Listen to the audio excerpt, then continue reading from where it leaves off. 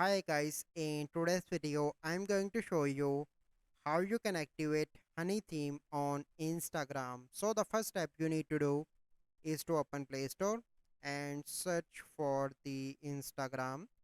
Click on that and you need to update your Instagram application. Once you done that, you need to go back and you simply need to open Instagram. Once you open, click on messenger icon on the top right and select any conversation with any of your friend. Click on the friend name, click on theme, and you need to scroll down and you need to go into the bottom. Okay, and here you can see Honey. Select that, wait for a few seconds, and now you can see that Honey theme is activated for this conversation. So this is the process. I hope you find this video helpful.